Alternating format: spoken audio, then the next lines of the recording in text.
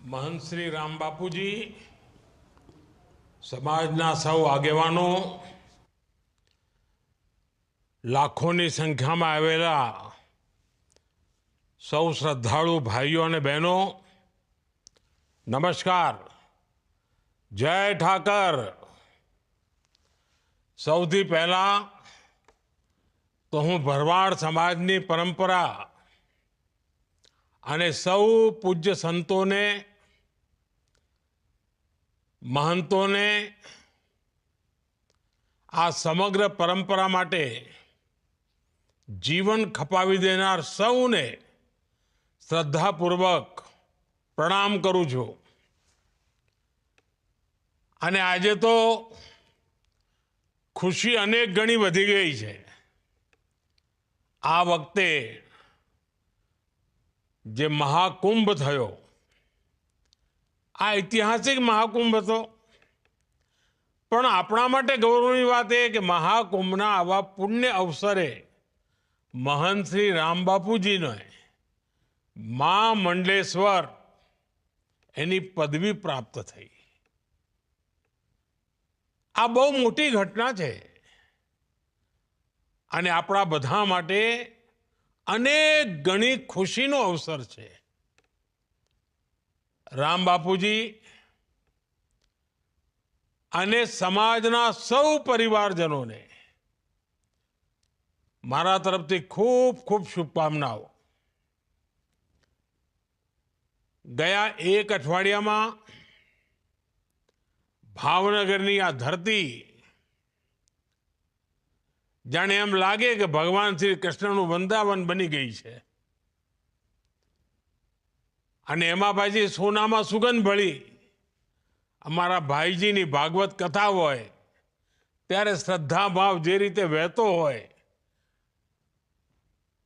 एटले बधा एकदम कृष्णमां रस तरबोळ थई गया होय एवुं आ वातावरण। अने वाला स्वजनों, बावळियाळी धाम एक केवल एक धार्मिक स्थान नहीं। आ भरवाड़ समाज सहित अनेकों माटे आस्था, संस्कृति अने एकतानी प्रतीक भूमि पण छे।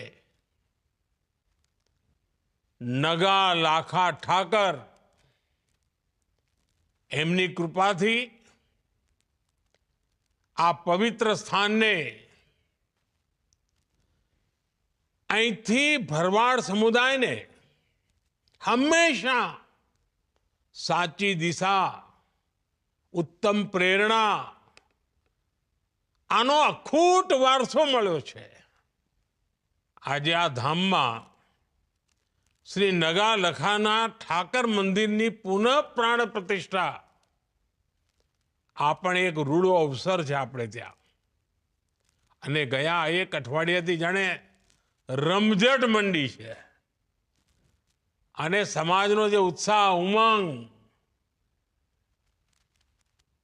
चारे तरफ वाहवाही सांभळुं छुं तो मन में एम थाय कि मारा जेवा व्यक्ति तो तमारी वच्चे अत्यारे पहोंची जवुं पड़े, पण पार्लामेंट चाले छे ने कामो एटला बधा होय एटले हवे નીકળી શકાતું ના હોય।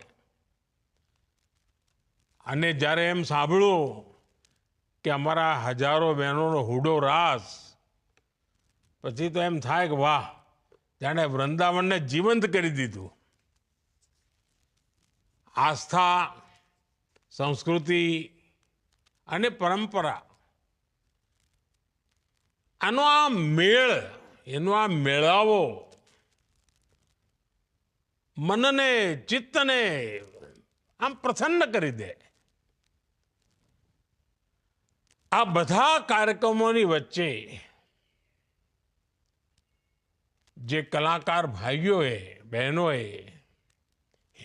भाग लीधो अने आखाए प्रसंग ने जीवंत बनाव्यो अने समयानुकूल समाज ने संदेश आपवानो ए पण एमणे कथा द्वारा आप्यो। अने मने खातरी छे भाईजी पण દર મિનિટે કંઈ ને કંઈ તો આપણને સંદેશો આપવાના જ છે.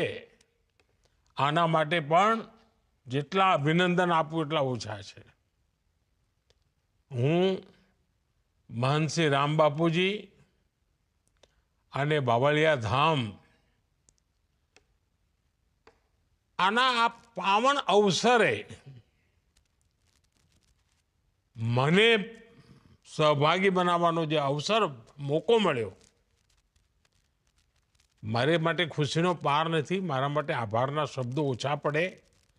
ઉપરથી મારે તો ક્ષમા માગવી પડે કે આવા પવિત્ર અવસરે હું આવી નથી શક્યો, કારણ તમારો બધાનો મારા પર પૂરેપૂરો હક છે. પરંતુ જરૂર એ બાજુ આવવાનું થશે કોઈ વાર, ત્યારે હું જરૂર માથું નમાવા આવવાનો જ છું. વાલા મારા પરિવારજનો, ભરવાડ સમાજ સાથે, બાવળિયાળી ધામ સાથે મારો કંઈ નાતો આજનો નથી, લાંબા સમયથી જોડાયેલો છું. અને ભરવાડ સમાજની સેવા અને ભરવાડ સમાજની પ્રકૃતિ પ્રેમ, ગૌ સેવા, આ બધી બાબતો તો એવી છે કે એને શબ્દોમાં ન વર્ણવી શકાય.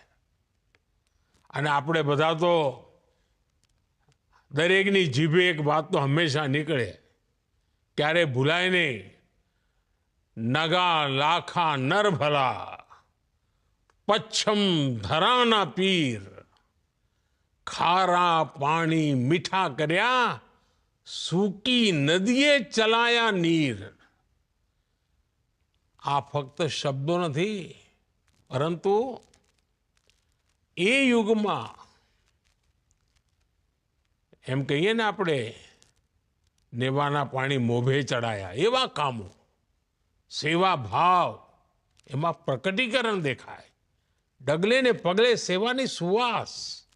અને આજે સદીઓ પછી પણ એને લોકો યાદ કરે.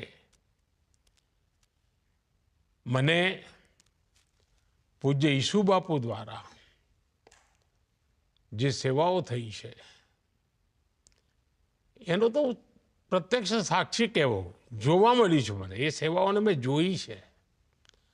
આપણા ગુજરાતમાં તો અવારનવાર દુષ્કાળ પડે. એક જમાનો તો 10 વર્ષમાં 7 વર્ષ આપણે દુષ્કાળમાં જીવીએ. અને આપણું ધંધુકામાં તો લોકો એમ કે દીકરીને ધંધુકા ના દેતા, બંદૂકે દેજો પણ ધંધુકા ના દેતા, આવું કહેતા. આપણું ધંધુકા, રાણપુર પાણી માટે વલખામ મારનારો પ્રદેશ. અને એવે વખતે પૂજ્ય ઈસુ બાપુની સેવાઓ, પીડિતોની મદદ કરવાની એમની ખેવના, એ ઉડીને આંખે વળગે. હું જ નહીં, આખા ગુજરાતમાં એમણે જે કરેલા કામો છે ને, એને તો દેવ કાર્ય રૂપે લોકો ઓળખાવે. અને એના વખાણ કરતા જીભ સુકાય નહીં, એવી એટલા બધા વખાણ. આપણા વિચરતી જાતિના ભાઈ બહેનો, એના બાળકોની શિક્ષણનું કામ હોય, એટલું જ નહીં, પર્યાવરણ માટે પણ એટલું જ સમર્પણ. અને ગીર ગાયોની સેવા, કોઈ બી કામ તમે લો,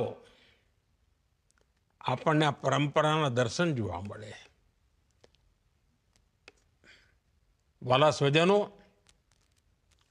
ભરવાડ સમાજે હંમેશા પરિશ્રમમાં ક્યારે પાછી પાની નથી કરી. ત્યાગની વાત હોય, પરિશ્રમની વાત હોય, હંમેશા આગળ રહ્યો છે. પણ તમને બધાને ખબર છે, હું જ્યારે તમારી વચ્ચે આવ્યો છું ત્યારે કંઈક કડવી વાત કર્યા વિના રહ્યો જ નથી. હું હંમેશા કહું ભરવાડ સમાજમાં આવું કે ભાઈ હવે લાકડીઓનો જમાનો ગયો, હવે બહુ લાકડીઓ લઈને ફર્યા, હવે તો કલમનો જમાનો છે. અને મારે ગર્વ સાથે કહેવું પડે કે ગુજરાતમાં જેટલો સમય મને સેવા કરવાનો મોકો મળ્યો, મારી વાતને ભરવાડ સમાજના નવી પેઢીએ સ્વીકારી, બાળકો ભણી ગણીને આગળ આવવા માંડ્યા. અને પહેલાં તો હું કહેતો હતો કે લાકડી મૂકો અને કલમ પકડો અને હવે તો હું કહું છું કે મારી દીકરીઓના હાથમાં એક કોમ્પ્યુટર હોવું જોઈએ. બદલાયેલા જમાનામાં આપણે ઘણું બધું કરી શકીએ અને આ જ આપણી પ્રેરણા હોય.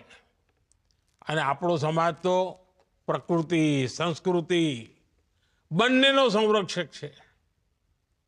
અને આપે તો સાચ અર્થમાં અતિથિ દેવો ભવ એને એમ જીવંત કરી બતાવ્યું છે. આપણે ત્યાં જેને કહીએ ચરવાહ સમાજ, બલુઆ, એ કેવી પરંપરા, આના વિશે તો બહુ ઓછા લોકોને ખબર છે. આપણો એવો સમાજ છે, તમને ક્યારેય ભરવાડ સમાજનો કોઈ માણસ તમને વૃદ્ધાશ્રમમાં જોવા ના મળે. સંયુક્ત પરિવાર, બુજુર્ગોની સેવા કરવી, એ તો આમ જાણે પરમાત્માની સેવા કરતા એવો ભાવ. વૃદ્ધાશ્રમમાં ના મોકલે વડીલોને, સાહેબ સેવા કરે. આ નવી પેઢીને આપેલા સંસ્કાર બહુ મોટી બાબત છે. ભરવાડ સમાજના સામાજિક જીવનના જે નૈતિક મૂલ્યો છે, એના જે પારિવારિક મૂલ્યો છે, એ હંમેશા મજબૂત કરવાનો પેઢી દર પેઢી પ્રયાસ થયો છે. વાલા સ્વજનો, મને એ વાતનો સંતોષ છે કે આપણો સમાજ આપણી પરંપરાઓને સાચવી પણ રાખે છે અને આધુનિકતા તરફ પણ હવે તેજ ગતિથી આગળ વધી રહ્યો છે. વિચરતી જાતિના પરિવારોના બાળકો ભણે, છાત્રાવાસની સુવિધાઓ બને, આપણે એક મોટી સેવા છે. આ સમાજને આધુનિકતા સાથે જોડનારું કામ અને દેશ અને દુનિયામાં નવા અવસરોમાં જોડાય. અને હવે તો મારો તો ઈચ્છા છે, આપણી દીકરીઓ રમતગમતમાં ખૂબ આગળ આવે એવી તાકાત પડી છે. આપણે જરા એના માટે મહેનત કરવી જોઈએ. હું તો જ્યારે ગુજરાતમાં હતો, હું જોતો ખેલ મહાકુંભમાં નાની નાની આપણી દીકરીઓ બધી નિશાળે જાય પણ રમતગમતમાં નંબર નહીં આવે. હવે એમનામાં શક્તિ પડી છે અને પરમાત્માએ એમને કાઠું પણ આપ્યું છે. તો જરા આપણે ચિંતા કરીએ એમ. અને જો પશુપાલનમાં કેટલી ચિંતા કરીએ છીએ. સહેજ આપણા ઢોરને કાંઈ થયું હોય તો આપણે ઊંચા નીચા થઈ જઈએ. આપણા બાળકો માટે પણ એટલો જ ભાવ અને લાગણી આપણે કરવાનું છે. અને બાવળિયાળી ધામ તો ચાહે પશુપાલન તો બરાબર છે, પણ ગીર ગાયોની નસ્લ એના માટે જે એમણે ચિંતા કરી છે, એના કારણે આજે આખો દેશ ગર્વ લે છે. આજે દુનિયામાં ગીર ગાયની વાહવાહી થાય છે. મારા સ્વજન ભાઈ પરિવારજનો, હું અને તમે જુદા નથી, આપણે બધા સાથી છીએ. મને તો હંમેશા લાગ્યું છે કે હું તો તમારા જ માટે એક પરિવારના સદસ્ય તરીકે તમારી વચ્ચે રહ્યો છું હંમેશા. અને આજે બાવળિયાળી ધામ જે પરિવારજનો બધા આવ્યા છે, લાખો લોકો જ્યારે અહીં બેઠા છે, તો મને પણ થોડો તો હક તો ખરો ને. તો હું પણ આજે તમારી પાસે કંઈ માગવું છે અને આગ્રહ કરવાનો છું. અને મને ખાતરી છે તમે મને ક્યારેય નિરાશ નહીં કરો. જો આપણો દેશ હવે આમ આવી રીતે આપણે નથી રહેવું, આપણે એકદમ કૂદકો મારવાનો છે અને 25 વર્ષમાં વિકસિત ભારત બનાવીને જ રહેવું છે. હવે જો તમારી મદદ ના મળે તો મારું આ કામ અધૂરું રહી જાય. તો આખા સમાજે આ કામમાં જોડાવાનું છે. અને આપને યાદ હશે, મેં તો લાલ કિલ્લાથી કહ્યું હતું કે સૌનો પ્રયાસ, આ સૌનો પ્રયાસ એ જ આપણી સૌથી મોટી મૂડી છે. ભારતને વિકસિત ભારત બનાવવાનું એનો પ્રથમ પડાવ મારી દ્રષ્ટિએ આપણા ગામડાઓને વિકસિત કરવા જોઈએ. આજે પ્રકૃતિ અને પશુધનની સેવા એ તો આપણો સહજ ધર્મ છે. અને ત્યારે એક કામ આપણે ના કરી શકીએ. ભારત સરકારની એક યોજના ચાલે છે અને સંપૂર્ણપણે મફતમાં છે. ફૂટ એન્ડ માઉથ ડિસીઝ, આપણે ત્યાં એને ખુરપકા અને મુંહપકા એવી બીમારી તરીકે ઓળખતા હોઈએ છીએ. હવે એમાં લગાતાર વેક્સિન લેવી પડતી હોય છે, તો આપણા પશુઓ આ બીમારીમાંથી બહાર આવી જાય. આ પણ કરુણાનું કામ છે. હવે સરકાર મફત વેક્સિન આપે છે. આપણે નક્કી કરીએ કે આપણા સમાજ પાસે જેટલું પણ પશુધન છે એને આ વેક્સિનેશન અવશ્ય કરાવીએ, નિયમિત કરાવીએ, તો આપણને ભગવાન શ્રી કૃષ્ણના નિરંતર આશીર્વાદ મળશે. આપણો ઠાકરિયો આપણી મદદમાં આવશે. અને અમારી સરકારે એક બીજું મહત્વનું કામ કર્યું છે. પહેલાં ખેડૂતો પાસે કિસાન ક્રેડિટ કાર્ડ હતું. હવે આપણે એ કિસાન ક્રેડિટ કાર્ડ પશુપાલકો માટે પણ એનો આપવાનું નક્કી કર્યું છે. આ કિસાન ક્રેડિટ કાર્ડના કારણે પશુપાલકો બેંકમાંથી ખૂબ ઓછા પૈસે, ઓછા વ્યાજે એમને પૈસા મળી શકે પોતાના કારોબારના વિસ્તાર કરવા માટે. ગાયોની દેશી નસલો એને વધારવા માટે થઈને, એના વિસ્તાર માટે, એના સંરક્ષણ માટે રાષ્ટ્રીય ગોકુળ મિશન પણ ચાલી રહ્યું છે. અને મારી તમને વિનંતી છે કે ભલે હું અહીંયા દિલ્હીમાં બેઠા બધું કર્યા કરું, પણ તમે જો ફાયદો ના લો તો એવું કોઈ ચાલે? તમારે એનો ફાયદો લેવો પડે. અને તમે મને આશીર્વાદ આપશો એ તો પણ મને તો બધા હાલ લાખો પશુઓના આશીર્વાદ મળશે, જીવ માત્રના આશીર્વાદ મળશે. અને એટલે મારી વિનંતી છે કે આ કામને તમે માથે ઉપાડો. બીજી એક નાનકડી વાત તો મેં પહેલાં પણ કરી છે, આજે ફરી કહું છું. વૃક્ષારોપણનું મહત્વ આપણે જાણીએ છીએ. અને આ વર્ષે મેં એક અભિયાન ચલાવ્યું. દુનિયાના લોકો એની વાહવાહી કરે છે. અને મેં કહ્યું ભાઈ, એક વૃક્ષ આપણી માતાના નામે, માતા જીવિત હોય તો એને હાજર રાખીને વૃક્ષ વાવીએ, અને માતા ના હોય તો આપણે એનો ફોટો સાથે રાખીને વૃક્ષ વાવીએ. અને આપણે તો એવા ભરવાડ સમાજના લોકો કે આપણા ત્રીજી પેઢીના, ચોથી પેઢીના એ વડીલો 90 વર્ષે 100 વર્ષે જીવતા હોય, આપણે સેવા કરતા હોઈએ, તો આપણે માતાના નામે ઝાડ વાવીએ, વૃક્ષો વાવીએ અને ગર્વ કરીએ કે અમારી માતાના નામે છે, મારી માતાની યાદમાં છે. અને આપ જાણો છો, આપણી ધરતી માં એને આપણે કેટલી દુઃખી કરી મૂકી છે. પાણી કાઢ્યા કર્યા, તરસી કરી દીધી, કેમિકલ નાખ્યા કર્યા, એટલે ઝેર એના પર પાથરી કર્યું.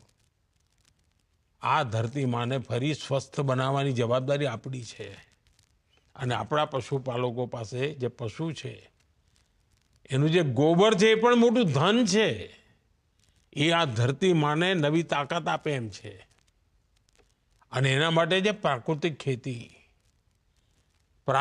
ખેતી જેની પણ પાસે જમીન હોય, જેને પણ અવસર હોય, એટલે ગુજરાતમાં તો આપણા ગવર્નર સાહેબ બહુ મહેનત કરીને પ્રાકૃતિક ખેતી માટે ઘણું કામ કરી રહ્યા છે, આચાર્યજી. અને મારી તમને બધાને લાગણી છે કે જે પણ આપણી નાની મોટી જમીન હોય, આપણે જરૂર પ્રાકૃતિક ખેતી તરફ વળીએ અને આપણી ધરતીમાની સેવા કરીએ. આપણે વાલા સ્વજનો, હું ફરી એકવાર ભરવાડ સમાજના સૌ ભાઈ બહેનોને ખૂબ ખૂબ શુભેચ્છાઓ આપું છું. અને હું ફરીથી એકવાર પ્રાર્થના કરું છું કે નગા લાખા ઠાકરની કૃપા આપણા સૌ પર બની રહે અને બાવળિયાળી ધામ એની સાથે જોડેલા દરેક વ્યક્તિનું ભલું થાય, ઉન્નતિ થાય. એ જ મારી તો જય ઠાકરના ચરણોમાં પ્રાર્થના છે. અને એમની આપણી પ્રાર્થના સ્વીકારે અને આપણી દીકરીઓ આગે આવે, આપણા દીકરાઓ આગે આવે, ખૂબ ભણી ગણીને આગળ વધે, સમાજ શક્તિશાળી બને. એનાથી બીજું શું જોઈએ? રૂડો અવસર છે. આ રૂડા અવસરે ભાઈજીને વાતો આપણે માથે ચડાવીએ, ભાઈજીની વાતો આગળ લઈને જઈએ અને કંઈક નક્કી કરીએ કે આપણે હવે સમાજને આધુનિકતાની તરફ શક્તિશાળી બનાવીને લઈ જવો છે. મને ખૂબ આનંદ થયો. રૂબરૂ આવ્યો હોત તો વધારે આનંદ થાત. જય ઠાકર.